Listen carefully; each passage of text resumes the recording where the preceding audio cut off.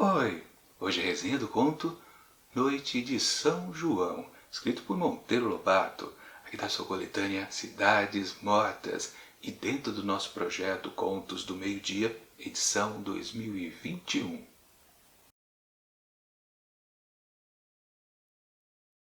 A fogueira. Confluem todos para ela. A palhaça de milho sotoposta à lenha miúda que lhe serve de intestinos vê-se ateada em fogo pelos quatro lados. O fogo pega e, a princípio, indecisa captação acompanhada de leve e discreto fumegar. Depois, estrepitante, estala e de dentro da prisão de touros que quatro espeques de jiçara mantêm em forma, escorados nos encruzes, rola em bojos em fumo espesso. Assim começa Noite de São João, escrito por Monteiro Lobato, que conta a história... Bom, aí que temos uma questão. Sim, não temos exatamente uma história tradicional por aqui nesse texto. Temos quadros, digamos assim, justamente numa noite de São João. Sim, há alguns personagens aqui participantes, eles têm algum destaque aqui e acolá, mas no fundo, temos apenas uma narrativa corrida, justamente do que acontece nessa tradição super popular das festas juninas. Nada mais do que isso a gente encontra por aqui. E a gente pode até já começar a pensar logo de princípio. Bom, estamos numa coletânea extremamente temática do Monteiro Lobato. Sim, os outros dois livros que lemos do autor aqui dentro do projeto Contos do Meio-Dia, em anos anteriores, Urupês e Necrinha, dois livros que tinham histórias bem variadas. Elas não se conectavam de fato, mas aqui em Cidades Mortas nós temos realmente uma base que serve de motivo para as histórias, aliás, todas elas super curtas, serem contadas.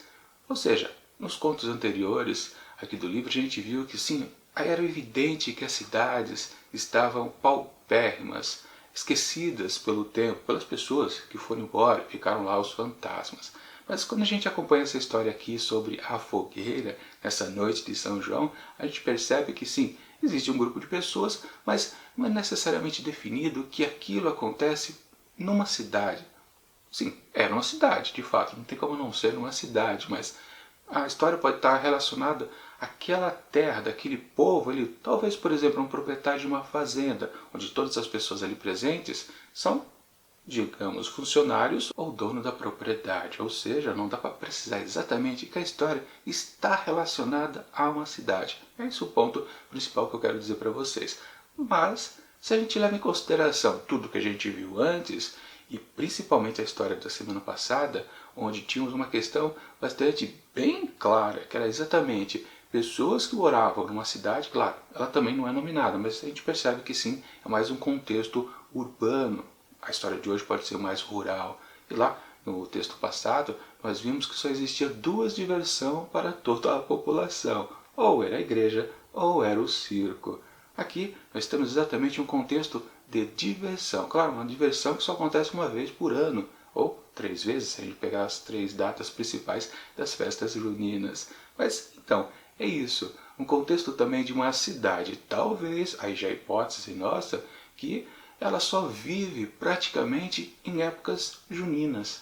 Exatamente não o que está acontecendo aqui, onde todos esses personagens que são expostos nesse texto estão vivendo no único momento que eles conseguem durante todos aqueles longos dias, a sequência de 365 dias de rotina, de esquecimento numa cidade morta e que, enfim, eles conseguem brilhar. E literalmente a gente pode levar em consideração e fazer uma bela de uma comparação com a fogueira. Exatamente o que é a fogueira, que é bem descrito, aliás, no começo aqui desse texto, de uma maneira super rebuscada, inclusive. Mas é você pegar um monte de sobras de madeira ou com alguma finalidade específica, você deixou uma árvore ali para ser cortada depois, e se construir a fogueira, ou seja, é uma construção, um arremate do que você até juntou no ano inteiro para justificar aquele dia importante. Basicamente é isso que acontece então com esses pedaços de madeira e com as pessoas dessa cidade.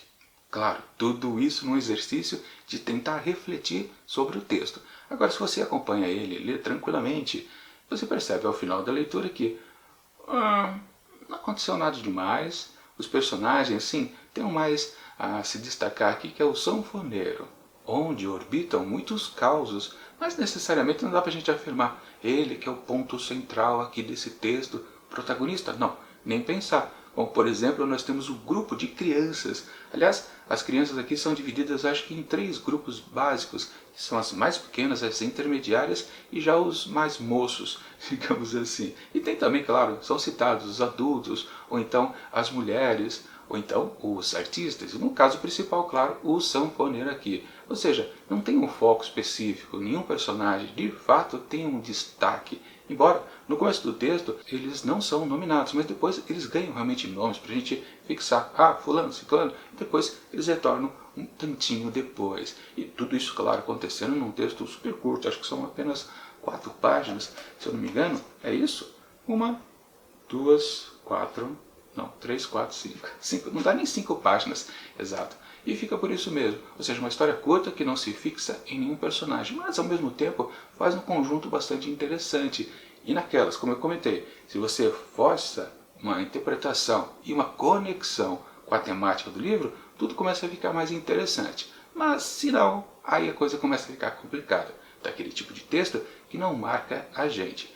Mas é curioso perceber que esse texto aqui foi escrito em 1900, ou seja, 121 anos depois. Bom, a gente não chegou ainda na época das festas juninas, mas a gente pode afirmar que basicamente o que acontece nesse texto aqui é o que iria acontecer esse ano também, caso não tivesse, claro, o problema da pandemia, porque literalmente as festas juninas foram canceladas desde o ano passado. Mas aqui o texto apresenta uma rotina que vai acontecer de novo, principalmente se a gente levar em consideração que é uma cidade pequenininha, ainda só fechada em tradições juninas, ou seja, não tem nada demais. Claro, há uma certa inocência colocada aqui no texto, principalmente mais ao final, quando a gente percebe que uma moçoila se encanta justamente por aquele sanfoneiro. Mas isso não quer dizer nada, não torna esse texto uma história romântica, por exemplo. Não, nada disso, apenas porque ele é uma pessoa de destaque. E aí a gente pode colocar de novo, forçando a barra para encontrar uma interpretação. Sim, a única pessoa de destaque, talvez naquela cidade também morta, é literalmente o sanfoneiro, que tem a sua arte, que faz com que ele seja alguma coisa em meio àquelas pessoas que não tem futuro nenhum. E daí você pode até imaginar os encantos que ele oferece às moçoilas disponíveis. Pois é um modo de ter um destino na vida para aquele grupo de pessoas. Mas de novo, levando em consideração que sim, essa história é mais rural, não está necessariamente conectada a uma fazenda específica, mas sim a uma cidade, mesmo que seja uma cidadezinha pequena, que também sofreu com o fim do ciclo do café, que é a temática principal. Se a gente esquece isso, aí fica uma história não que ruim, mas que é esquecível, porque é apenas fragmentos de história. Sim, muitos autores fazem esse tipo de literatura, onde apresenta uma base temática e vai rodeando, pincelando com vários acontecimentos de vários personagens. Às vezes fica muito interessante, às vezes fica apenas rotineiro. Talvez o texto aqui do Monteiro Lobato fique mais um pouco na rotina. Destaque, eu já comentei, mas é legal frisar de novo. Todo o texto ele tem um rococó de termos da época, aquela coisa de não estar falando um português diferente, quer dizer, está, porque está usando palavras que a gente não deixou de usar há muito tempo, mais de um século, pois é. Então, a graça desse texto, principalmente, a primeira página, o que tem de palavra que a gente não está mais acostumado a usar, faz com que o texto realmente fique bonito, digamos assim, diferentão, pelo menos. E é isso que talvez marque um pouco na memória. No livro do Monteiro Lobato, eu ia falar Machado de Assis, sempre faço a confusão. No Monteiro Lobato, sempre tinha aqueles textos cheios de palavras esquecidas pela nossa língua portuguesa. Pois é, quer dizer, pelos falantes da língua portuguesa aqui no Brasil, né? Isso tinha um charme, isso fazia a gente se encantar, ficar interessado. Que palavra diferente vai aparecer aqui e acolá? Pode ser que seja isso na memória. Minha opinião, pode ser que muita gente goste desse texto e nunca mais esqueça, se bem que eu acho difícil. Enfim, para até conseguir falar bastante de um texto que realmente não tinha muito o que dizer. Para Noite de São João, escrito por Monteiro Lobato, eu atribuo, não dá para dar muito mais do que isso, 2,5 asteriscos. É um texto mediano, nada demais, você consegue atribuir mais valor a ele se realmente você se dedicar a fazer uma conexão dessa história com a temática central do livro. Senão, ele fica um texto mediano, tendendo um pouquinho para baixo, de acordo com seu interesse. Aí, claro, cada um vai fazer a sua escolha. É isso, né? Bom, vamos combinar então que semana que vem teremos mais outra curta história aqui de Cidades Mortas de Monteiro Lobato, porque ainda tem bastante caos para ser visto aqui nesse livro, bastante extenso. Olha só, nós chegamos, praticamente a um terço já alcançado por aqui. É bastante história curta, mas todas elas divertidas. Essa aqui foi a mais fraca do livro, com certeza.